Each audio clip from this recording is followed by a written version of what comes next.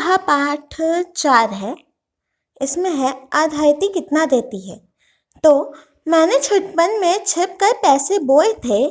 सोचा था पैसों के प्यारे प्यारे पेड़ उगेंगे, रुपए की कलदार मधुर फसलें खनकेंगी और फूल फलकर मैं मोटा सेठ बनूंगा। तो यह कविता आधायती कितना देती है, इसे सुमित्रा नंदन पंत जी ने लिखा है। इसे सुमित्रा नंदन पंत जी ने लिखा है। तो इसमें सुमित्रा नंदन पंत जी शुरुआत में कहते हैं कि मैंने छुटपन में छिपकर पैसे बोए थे। जब वो छोटे थे तो उन्होंने छुप कर के पैसे बोए थे। उन्होंने सोचा था कि पैसों के प्यारे प्यारे पेड़ उगेंगे, प्यारे पेड़ उगेंगे, प्यारा सा पैसे का पेड़ उगेगा, रुपए की कलदार मधुर फसलें खनकेंगी और जो रुपए हैं उसमें रुपए लगे होंगे, जैसे आम सेब वगैरह लगे होते हैं पेड़ में, उसी तरीके से उन्होंने सोचा था कि उसमें रुपए लगे होंगे और वो खन खन की आवाज़ करेंगे, मधुर फसलें खनकेंगी और वो सब खन खन करेंगे और फूल फलकर मैं मोटा सेठ बनूंगा। और उन्होंने सोचा था फिर फूल फलकर ये मोटे सेठ बन जाएंगे, फिर ये सेठ बन जाएंगे। पर बंजर धरती ने एक ना अंकुर फूटा। पर जो बंजर धरती थी, ये कहते हैं कि धरती से एक भी अंकुर ना फूटा। उन्होंने ये पैसों का पेड़ उगाया पर कुछ भी ना उगा, कुछ भी नहीं उगा।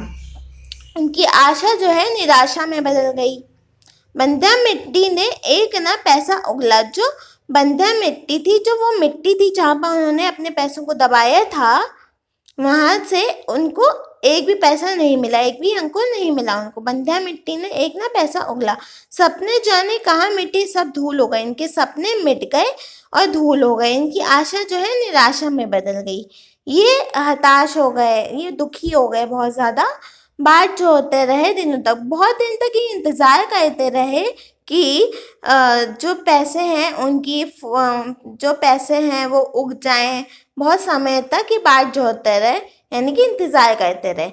बाल कल्पना के अबोध बावड़े बिछाकर, जो बच्चे होते हैं वो अबोध होते हैं, वो मतलब बहुत ज़्यादा ही अबोध होते हैं। तो वो उनकी सपनों की उड़ान बहुत दूर तक जाती है, जहाँ पर बहुत दूर तक जाती है।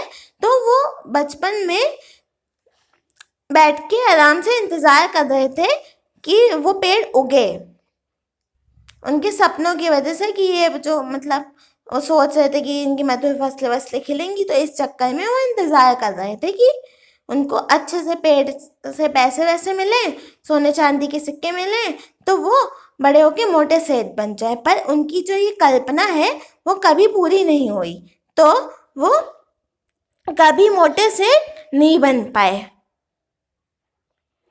फिर ये बाद में अपनी गलती को स्वीकार करते हैं। मैं अबोध था, मैंने गलत बीज बोए थे, ममता को रोपा था, तृष्णा को सींचा था। तो अब ये बाद में कहते हैं कि मैं अबोध था, मेरे पास ज्ञान नहीं था, मैंने गलत बीज बो दिए थे, मैं मतलब बड़ा नहीं हुआ था, मैं अबोध था, बाल कल्पना थी वो उस समय मैंने गलत बीज बो दिए थे, क्योंकि पैसों के पेड़ तो उगते ही नहीं है। मैंने ममता को रोपा था, तृष्णा को सींचा था, मैंने लालच और धन को रोपा था और उसको सींचा था। यानी कि जैसे हम पेड़ को लगाते नहीं हैं, उसे रोपना कहते हैं, और फिर पेड़ पे जो पानी डालते हैं उसे सींचना कहते हैं। तो ये कह रहे हैं जो धरती माँ है उसमें मैंने लालच और धन को बोया था। जो पैसे बोए थे वो क्यों बोए थे, क्योंकि लालच और धन की वजह से उन्होंने पैसे बोए थे। तो उन्होंने तृष्णा को सींचा था और बोने के बाद उन्होंने उस पर पानी वानी डाला था। अशरती हराती निकल गई तब से, कितने को मधु पतझड़ बीत गए अनजाने। ग्रीष्म तपे, वर्षा झूली, सर्दे मुस्काई, सीसी कर हेमंत तरु झरे खिले वन। और जब फिर से गाड़ी उड़ी लालसा लिए, गहरे कचारे बादल बरसे धरती पर। तो ये कहते हैं अशरती हराती, यानी कि जो बसंत थी वो आई और निकल गई। कितने ही मधुर पतझड़ झड़े, पतझड़ का मौसम आया पतझड़ का, पर वो भी बीत गया। ग्रीष्म तपे, गर्मी की तपने वाली गर्मी आई, वो चली गई। झूला झुलाने वाली वर्षा ऋतु आई, वो चली गई। मुस्कुराने वाली, खुशी देने वाली सर्द ऋतु आई, वो भी चली गई। सीसी करने वाली हेमंत ऋतु आई, वो भी चली गई। और कपे तरु झड़े, जो पेड़ थे वो भी झड़े, वन खिले, यानी कि जो पेड़ वे झड़ गए, ये सारी चीज़ें हो गई, उसके बाद फिर से बारिश हुई तो वन खिल गए। और जब फिर से गाड़ी उलसी लालसा ली, यानी कि फिर से बारिश हुई, बहुत अच्छा वाला वातावरण हो गया पेड़ पौधों के लिए, कि वो पेड़ पौधे उगने वाले समय आ गए, यानी कि बारिश सही मात्रा में वगैरह में होने लगी। तो गहरे कचवारे बादल वैसे धरती पर, तो फिर गहरे कचवारे बादल आए थे बादल में, तो वो धरती पर बरसे। मैंने कौतूहलवश आंगन के कोनों में गीली तह पर उंगलियों से सहलाकर बीज सेम के दबा दिए मिट्टी के नीचे। तो ये कहते हैं कि जब ये गहरे कचवारे बादल आए तो इन्होंने कौतूहलवश उत्साह की वजह से आंगन के कोने में गीली तह को यूं ही उंगलियों से सहलाकर, जो आंगन के कोने में ये गए और इन्होंने सहलाया उंगली से गीली मिट्टी को, और उंगलियों से सहलाया, फिर बीज सेम के उन्होंने मिट्टी के अंदर दबा दिए, ठीक नीचे दबा दिए उसके। हु के अंचल में मणि माणिक बांध दिए हो जैसे, तो जैसे कि धरती के नीचे इन्होंने हीरे मोती लगा दिए, रख दिए हों, ठीक। या तो ये कह सकते हैं, मैं फिर इसमें आप लोग इसको अच्छे से बता सकते हैं कि पृथ्वी के नीचे किनारे हीरे मोती बांध दिए हों। ये कहते हैं कि उस तरीके से वो, जैसे इनको लग रहा था ये सब करने के बाद कि इन्होंने हीरे मोती दबा दिए हों।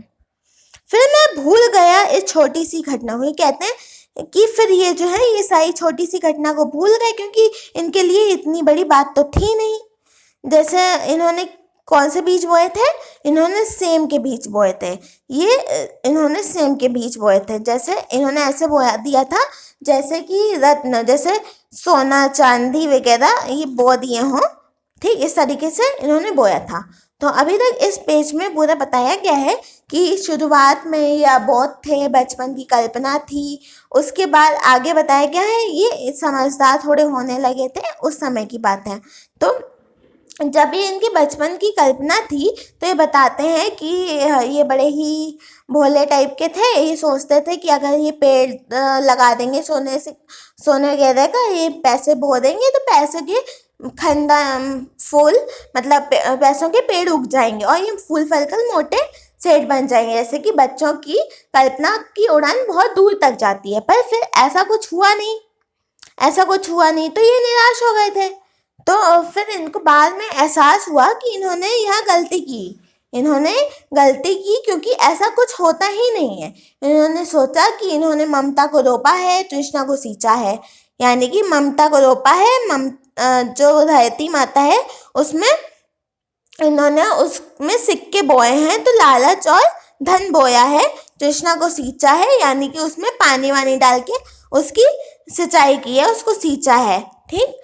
तो फिर यही सब ये सोच रहे हैं। उसके बाद फिर बहुत सारे मौसम आते जाते रहते हैं, जैसे पतझड़ आते हैं, वर्षा ऋतु आती है, सर्दी का पाने वाली हेमंत ऋतु आती है, ये सब आगे चले जाते हैं। फिर एक बार फिर से सब पूरे मौसम एक मतलब बहुत टाइम हो जाता है, 50 साल बाद लगभग ये सारी चीज़ें होती हैं, 50 साल के बाद। उसके बाद फिर से जब बारिश होने वाला समय आ जाता है तो ये कोतवाल बस ऐसे ही उत्साह की वजह से कोने में जाके सेम के बीज बो देते हैं, जैसे कि कोई रत्न बो दिया हो, ठीक। तो अब है यहाँ जो यहाँ पर पीछे लिखा हुआ था कि और मैं फिर भूल गया इस छोटी सी घटना को, और बात थी भी क्या जो जिसे याद रखता मन। ये कहते हैं मैं छोटी सी बात को भूल गया और इसमें इतनी बड़ी बात थी भी नहीं कि मैं इसको याद रखता।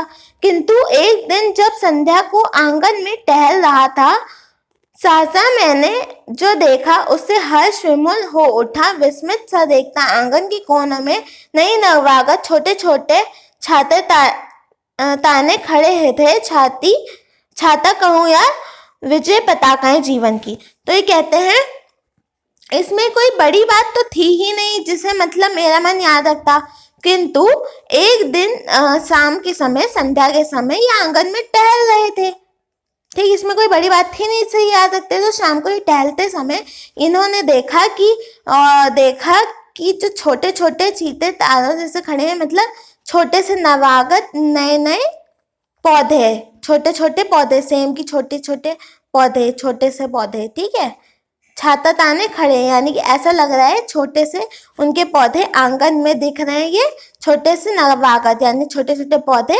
छोटे से जैसे उनकी पत्तियां थी, उससे लग रहा था जैसे ताना अरे मतलब छाता तान के खड़े हैं।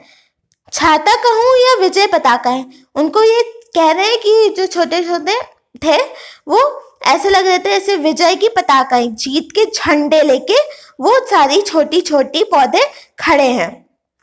तो ये कह रहे हैं ये सब चीजें देख के ये हर्ष विमूढ़ हो गए थे, बहुत ज्यादा ही खुश हो गए थे। और आंगन में कोने में नए नवागत जब इन्होंने देखे थे तो ये बहुत ज्यादा ही विस्मित हो गए थे, मोहित हो गए थे, खुश हो गए थे। ठीक है, तो अब यह है, यह हथेली खोले वह नन्ही प्यारी, जो भी हो हरे भरे उल्लास से भरे पंख मारकर उड़ने को उत्सुक लगते थे। ये कहते हैं ये सारे जो पौधे थे, ये जो पौधा निकल आए थे, ये सब बहुत ही हरे भरे थे, बहुत ही ज्यादा हरे भरे थे, हरियाली छाई हुई थी इनके आंगन में। अब ये सब बहुत प्यारे लग रहे थे, बहुत खुशहाल लग रहे थे, बहुत खुशी दे रहे थे इनको और खुशहाल भी लग रहे थे। जैसे लग रहा था जैसे पंख मारकर उड़ने को उत्सुक लगते हों।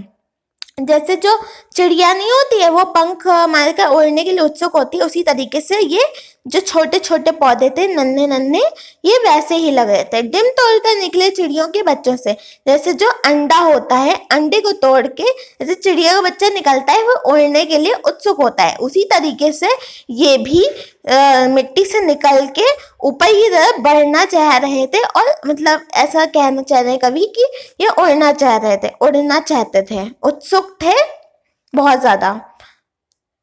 निर्मेश क्षण भर में उसको यह देखता सहसा मुझे स्मरण हो आया, कुछ दिन पहले बीज सेम के रोपे थे मैंने आंगन में।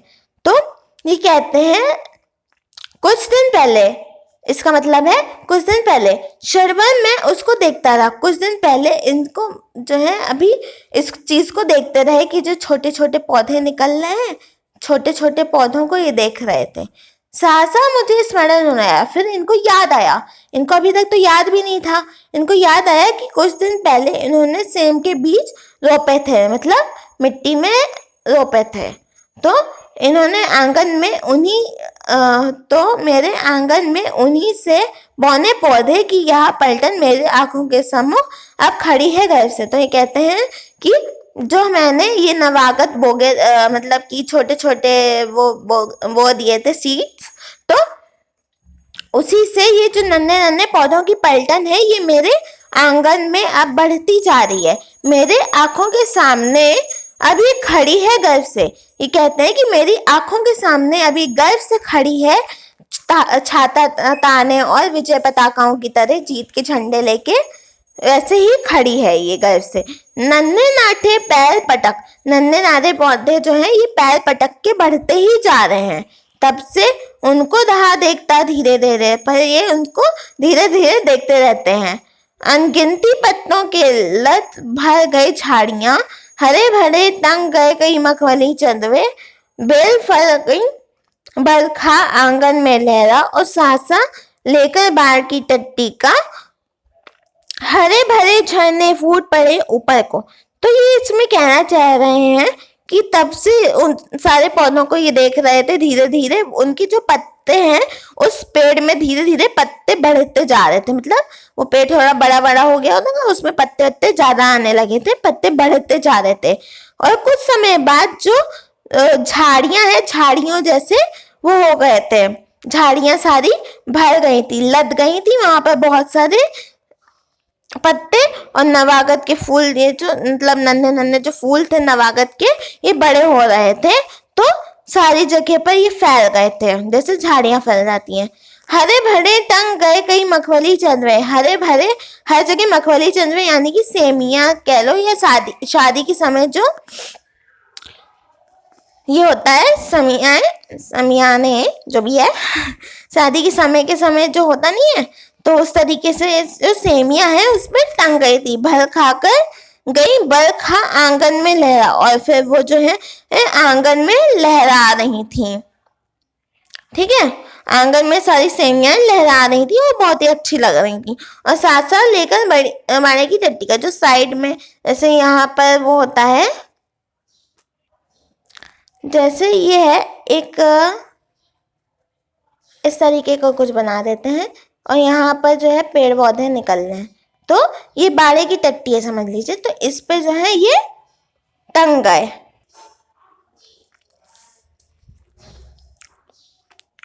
तो हरे भरे जो मखमली चांदवे हैं, यानी जैसे शादी के टाइम ये सब टंगा नहीं होता है, उस तरीके से इसमें सेमियां भी टंग गई थी और फिर वो बल खाकर आंगन में लहरा रही थी। आंगन में सब लहरा रही थी और साथ साथ लेके बड़े की टट्टी का, और इस जैसे बड़े की टट्टी है इसका सहारा लेके बढ़ती जा रही थी, ये मतलब लटकती जा रही थी इस पर। हरे भरे 100 झरने फूट पड़े ऊपर को, जैसे लग रहा था ऐसे झरने ऊपर से, जैसे ये झरना है, झरना ऊपर से नीचे आता है, पर ये जो पेड़ थे ये नीचे से ऊपर की तरफ जा रहे थे, उसी तरीके से जैसे झरना ऊपर से नीचे आता है। मैं अवाक रह गया, वंश कैसे भरता, ये कहते हैं ये आश्चर्यचकित रह गए, आश्चर्य रह गए कि किस तरीके से ये जो सेमियों का वंश है, जो पेड़ पौधे हैं, ये सब किस तरीके से बढ़ते हैं।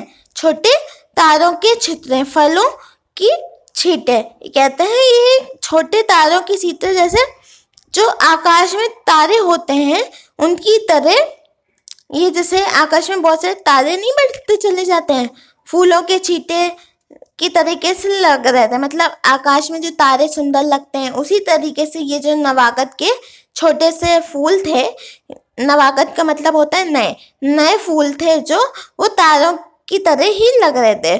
फूलों के छींटे फूलों की तरह ये रंगीन लग रहे थे, मतलब तारे जो आसमान में होते हैं वो बहुत सुंदर लगते हैं, उसी तरीके से ये भी सुंदर लग रहे थे। फलों के छींटे उन्हीं की तरह ही ये रंगीन लग रहे थे।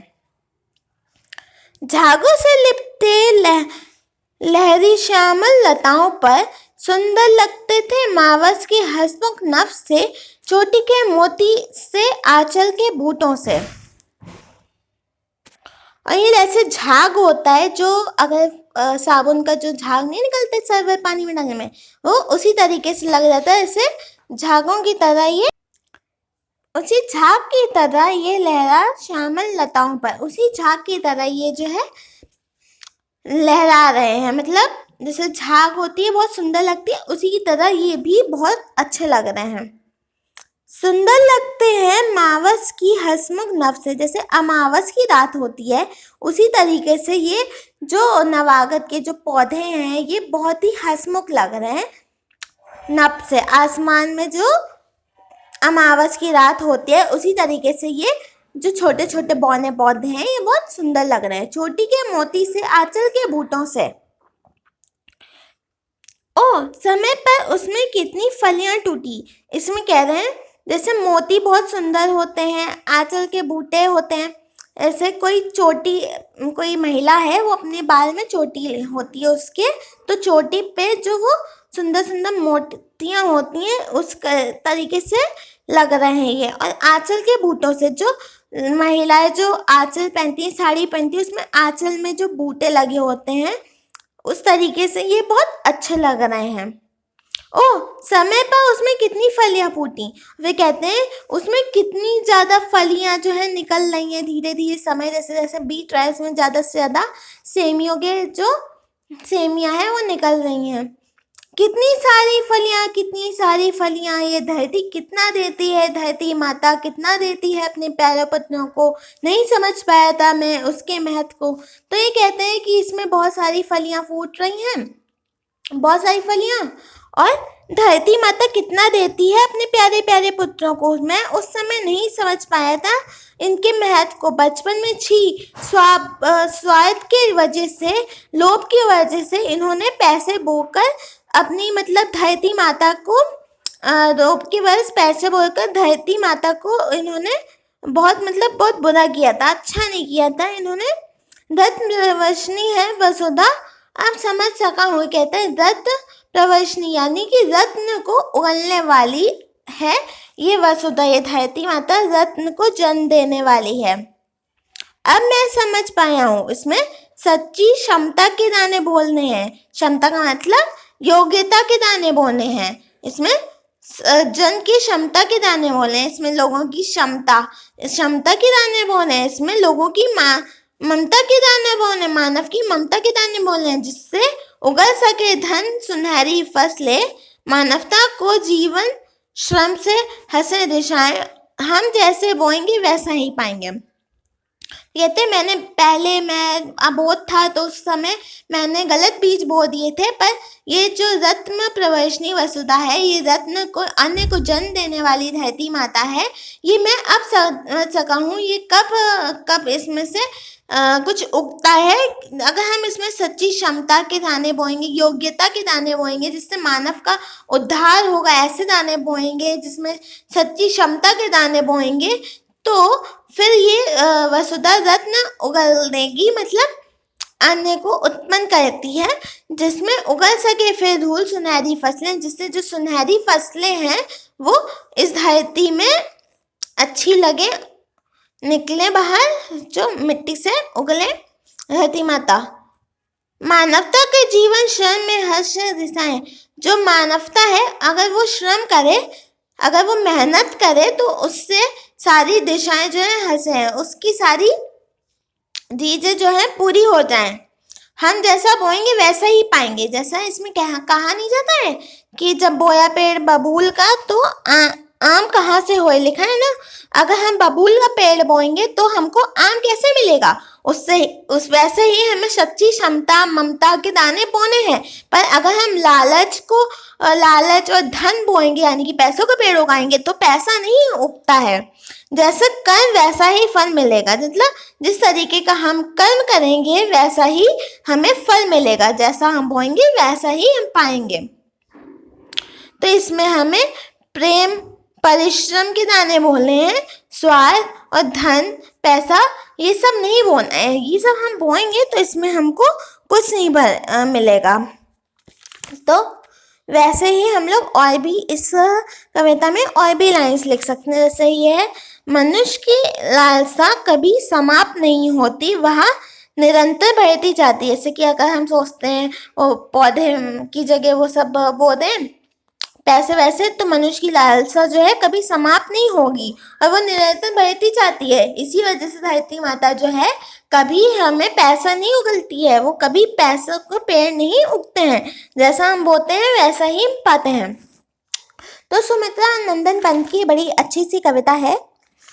तो इसमें हमको बस इतना जानना है कि वो बचपन में अबोध थे, फिर बाद में वो बड़े हो गए थे। बचपन में अबोध थे तो उन्होंने पैसों के पेड़ बो दिए थे, उन्होंने लालच बोया